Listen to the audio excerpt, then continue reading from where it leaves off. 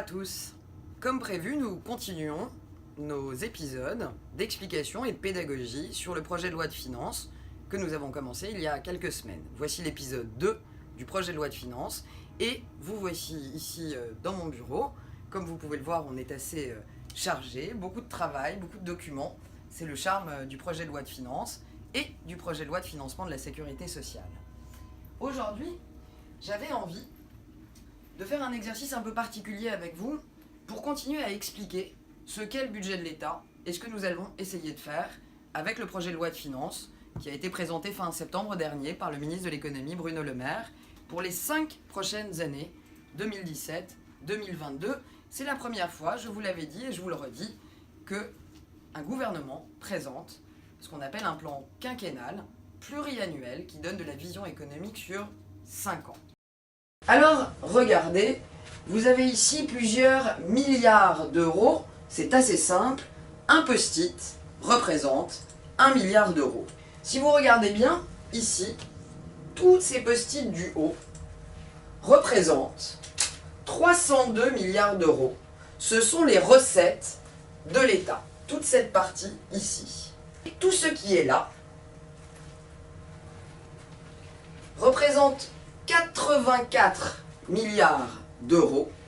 Et en réalité, si vous prenez l'intégralité de ce mur de post-it, vous avez 386 milliards d'euros. Alors, posons-nous la question. 302 milliards de recettes, 386 milliards de dépenses.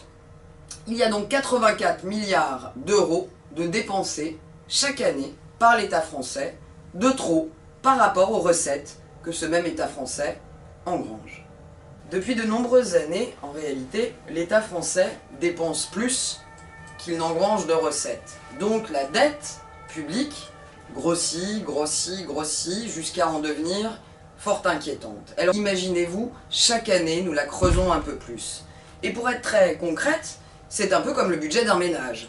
Lorsque vous engrangez de l'argent et que vous dépensez plus que vous ne recevez, à un moment, vous êtes obligé d'emprunter pour continuer à financer vos dépenses dites courantes et vos projets en cours.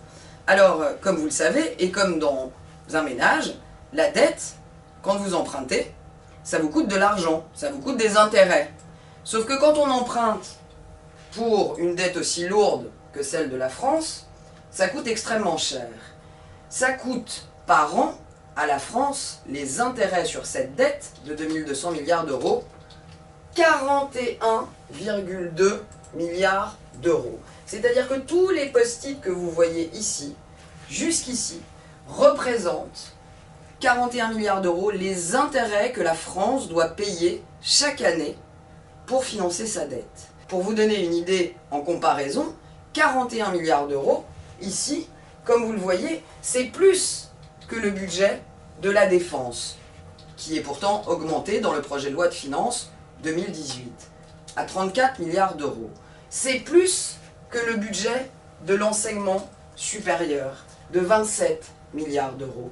C'est bien plus que le budget du ministère de l'Intérieur, et Dieu sait si on en a besoin, de 13,3 milliards d'euros. C'est donc, vous l'avez vu, les intérêts de la dette représentent 3 fois plus que le budget du ministère de l'Intérieur. C'est ça, aujourd'hui, la réalité du budget de l'État. Mais tout l'objectif, c'est quoi? C'est de, je viens de vous le dire, retrouver des marges de manœuvre, afin de pouvoir à nouveau proposer aux Français des choix. Imaginez un peu, si nous parvenons à alléger de quelques milliards les intérêts de notre dette, de quelques dizaines de milliards, imaginez un peu, sur des budgets comme ceux aussi essentiels que ceux de la justice, 7 milliards d'euros aujourd'hui, ou comme le budget aussi essentiel que celui de la culture, pour nous, mais aussi pour les générations à venir, 2,7 milliards d'euros. Imaginez ce que nous pourrions faire, combien nous pourrions plus injecter sur ces postes, culture, justice ou encore transition écologique dans les prochaines années, pour préparer notre avenir et préparer l'avenir des prochaines générations. C'est tout l'enjeu.